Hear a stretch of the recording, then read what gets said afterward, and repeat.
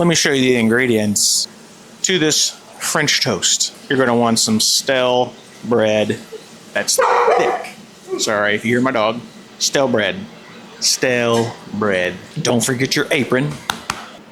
In our first pot, we're going to add milk, 2 cups, cup and a half. I don't know the real measurement. Fresh eggs.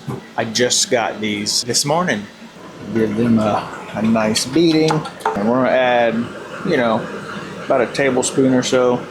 Once the milk is starting to warm up, right now it's probably a little over lukewarm, closer to 90 to 100 degrees. We're going to slowly start adding in some of our egg. About a tablespoon or so of cinnamon. We don't want to dip this bread into this warmer liquid. We don't want to douse it too much. And so I'm going to pour just a little bit in here, soak it. And because it's a thick piece of bread and stale, the trick to this is we're going to let this sit for 3 minutes on each side. Pour some of that in there. I'm going to place my bread in it and set the timer for 3 minutes. We're going to go ahead and take one of these and we're going to make it look fancier. Even up all the sides. And don't worry, I'm going to make these into French toast little dippers, so we're not wasting them. There is our semi-perfect square. It's been 3 minutes, so we're going to now flip it. I'm also going to pour some more on top. 3 more minutes. We're going to add some cubes of butter. Start to prep the pan a little. All nice and coated. Take our bread. We want it to be even.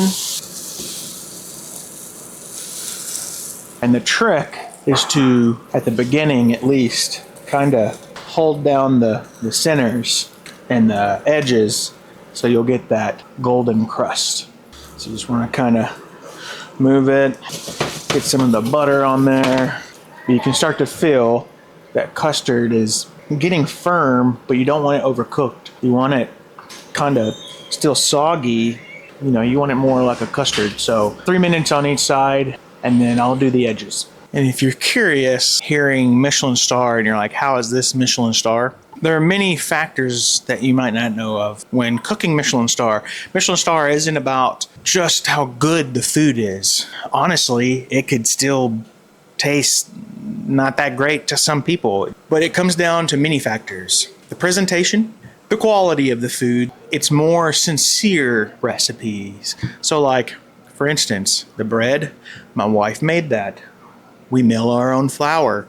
The plate setting for this, I'm not going to use a plastic plate. These were well thought out as well. They're pasta plates, but I use them for everything. They're more of a 9-inch, which I like because if you can stay with a 9-inch, you're not going to eat as much. So perfect size. Other ingredients. I literally got the eggs from our chickens this morning. I got gifted some vanilla extract. How awesome is that? Indonesian vanilla extract.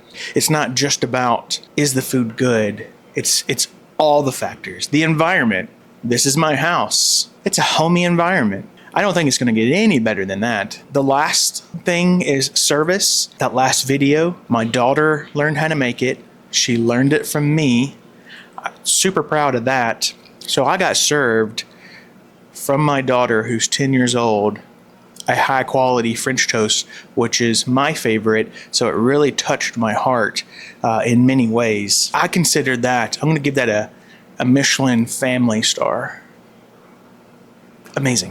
One thing with fancier food is a lot of times it takes a lot of time, a lot of technique, prepping. You don't want to cook one all the way fully through, because when you do that caramelization and take it off, you're going to have to clean the pan again and warm it back up before you do the next French toast. So I do all the French toast, then we'll caramelize and then serve after each one's caramelized. All right, I'm going to try not to drop this because it's still hot. So very hot, crisps around the edges a little bit. It's starting to crisp up here as well, but it's still, you can tell it still has that custard inside. So now let's sprinkle some sugar on top. Well, my camera just ran out of storage. And so the quality is going to be a little different. So once when it starts to melt a little bit, you're going to kind of go like this, because what this is going to do is help coat that whole piece of bread. Yo! Look at how beautiful that is. We're going to see how this one turns out. Ooh, look at that. Now, that's not a fancy French toast. I went ahead and caramelized the sides and bottom as well. So this is a fully crusted, sugary French toast. I'm gonna butter this thing up and become fat.